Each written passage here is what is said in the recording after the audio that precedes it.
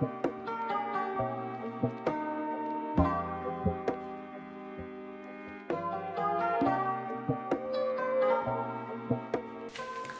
up, y'all? So I went on vacation at the end of the summer and I flew with INTERJET, an airline I had never used before. I had only ever seen them in the airports in Cancun and Puerto Vallarta in Mexico. Now, before booking, I had tried to do a little bit of research to get some information on the airline, but unfortunately I couldn't find that many reviews, particularly from Canadian consumers. So if you're thinking of taking INTERJET, I hope that my review today helps you decide whether or not this airline is right for you. Now, INTERJET is a Mexican-based airline flying in various locations in Central and South America. They've recently expanded their destinations into other North American cities in the US and Canada. I know that they have been flying out of Toronto Pearson International Airport since last July 2017. They boast to be a budget-friendly airline that never overbooks, which made it pretty appealing for me. Their price point was definitely tempting to book with them. Now, here is my booking and flight information just to give you some context on how I got the fares that I did. A lot of these factors do affect the pricing of the tickets. Now, my tickets were booked on the INTERJET website, although they were showing up for the same price on Expedia. And I pretty much booked with them because they did have the cheapest fare. Now, when booking with them, you'll see that their tickets come in 3 different tiers at 3 different price points. You have Light, Optima, and Priority. Now, their Light tickets, those are the cheapest and most basic tickets that they do have. It doesn't include anything really. The dates are fixed, so you cannot change them. They're non-refundable. They assign the seats for you, so you cannot choose your own seating. And they don't include a check-in luggage, so you do have to pay extra for that. However, despite all of that, that is the ticket that I bought. Even when you factor in the fees to check in your luggage, it still doesn't justify the price difference between the Light and the Optima. Now, the difference between that and the Optima tickets is that with the Optima, you're able to choose your seating when you do check in. You also get 1 checked-in luggage for free. Now, if you're bougie, you can opt to upgrade to the Priority ticket. Now, that is their most expensive tier of tickets. That includes the guaranteed seating within the first 2 rows of the plane. However, you'll see later on that even though you're guaranteed your seats in the first 2 rows, the seats are exactly the same as the rest of the airplane. It's not like a first class business seat with more room. It's literally exactly the same. You can also check in up to 2 pieces of luggage that's included with your ticket. These tickets are also refundable and your itineraries can also be changed. But like I said, they are significantly more expensive than their base Light fare, so something to keep in mind depending on your needs. Checking in. Honestly, this airline, when it comes to online check-in, non-existent. I tried to do the check-in on their website using my computer, and it said that it wasn't available online and to try to download the app, which I did.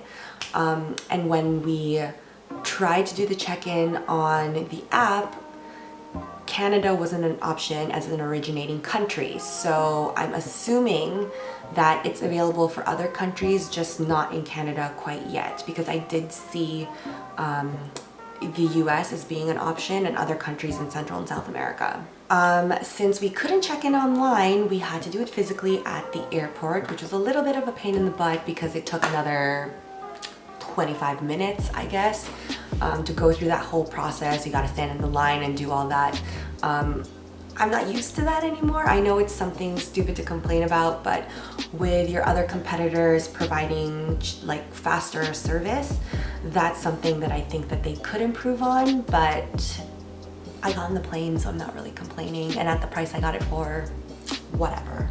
Now, even though the app wasn't very helpful with the check-in process, I was still able to pull up my flight information. So when I did do the check-in at the counter at the airport, they were able just to reference my app, which was perfect. I don't like printing things out. I don't like carrying paper. So if I can carry out things electronically, that works better for me. Now, usually when I fly direct from Toronto to Cancun, I usually take WestJet, and if WestJet's not available, usually Air Transat. So when I did the search for the flights, Interjet did come up as the cheapest. Now, the second cheapest was WestJet at a comparable direct flight. And let me just check my notes here. So the flight departing at 9:15 in the morning was $602 Canadian with all the fees and taxes. And the comparable flight to the one I took, departing at 7:45 in the morning, was clocking it at $680. Now, drum roll please, you will not believe how much I bought this ticket for. $429 all in. Now you can see why I was debating, should I go with this airline that I've never heard of, that I've never flown with. The deal was too good to pass, especially for a cheap person like me. Now let's talk about the more exciting thing, the flight. Now, the information that I did find regarding feedback from the flight is that they do have wider legroom, which I found that they did. Upon a little bit of research, I found that the average legroom is about, I think it was like 29 to 31 inches, but they are boasting a spacious and generous 34 inches of legroom, which is great for you tall people out there. I'm not that tall, so it didn't really affect me that much, but I did find that there was significantly more space between my knees and the seat in front of me, which was great, especially when the people in front of you do recline backwards. Now, one thing to note is that there is zero in-flight entertainment. So if you are looking to watch a movie or a TV show, you definitely have to bring that yourself. Now, you will find that there are screens that are above the seats. However, they are few and far between, and at least on the airplane going to Cancun, there was no earphone jack on like the armrest, which is usually where you find those. There was nothing. You can't, no music, nothing. Now, on the way back to Toronto, there was a earphone jack on those seats. However, there wasn't anything worth watching, I guess.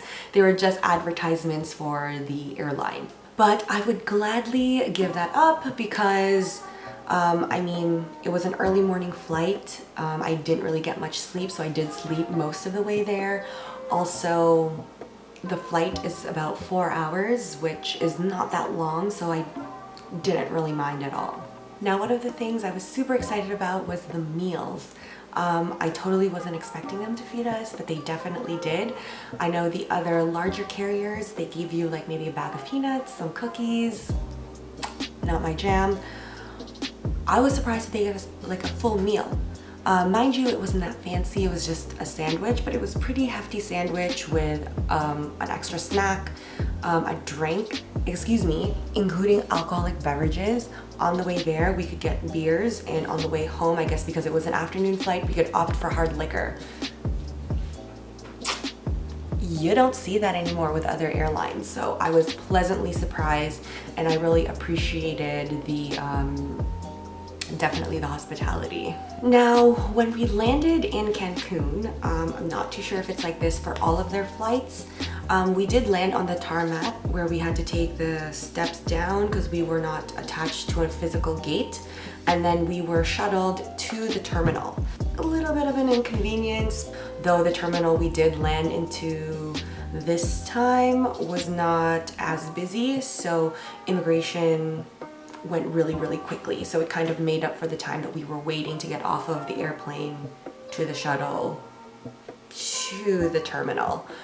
But if things like that inconvenience you, definitely think about it. Try to do more reviews. Like I said, I'm not too sure whether or not it happens on all of their flights, but it is something that I had experienced this time around. As for the people working for the airline, I had absolutely no problems with them. They were very nice, they were very friendly. One of the very few reviews that I did see made a comment that their employees don't speak that much English, but I didn't come across that issue. I found that we were able to communicate just fine. And they were nice, they were friendly. Like I said, nothing, anything too outrageous or crazy. It was just good customer service all around. So luggages. With all of their fares, it does include your carry-on item, which is pretty standard. I believe it's about 22 pounds. I would say definitely try to stay within the 22 pounds. On our flight from Toronto to Cancun, they did weigh our carry-on items. However, from Cancun to Toronto, they really couldn't care. So maybe just on the safe side, definitely stay within that boundary. Now for your checked-in luggage, as I had mentioned already before, some tickets do include a check-in luggage. If you're flying with a light ticket like me, you will be paying about $35 Canadian to check in your luggage, which is right now on par with everyone else. I know WestJet used to be $25 Canadian, but they've recently upped that to $35, so very comparable to the other airlines. However, they are a little bit more generous with their limit for check-in luggage. So you are allowed to take 25 kilos or 55 pounds. Now compared with WestJet, they allow you 50 pounds or 22 kilos. So my final thoughts. Would I fly on INTERJET again? For me, yes, 100%, absolutely. That price point can't be beat. And the cons that I would consider, like the online check-in, I can get over that. It's not that big of a deal. So I would recommend this airline to anybody who is probably like a no frills kind of traveler. You're looking for something to get you from point A to point B comfortably with pretty good customer service. I would say that you would be fine using this airline. But if you are someone who is used to flying business class or anything higher than that, I don't think you'll get what you're looking for just because this is a very basic airline. So I hope that helped all of you maybe make a decision on whether or not to take it. Definitely check out their destinations. Also check out on their website whether or not they have other model planes. I don't know, maybe on their other further routes they have fancier seats or more perks, but definitely check them out. I definitely would recommend them. Thanks for watching my review. I hope you found that helpful, and we'll see you next time.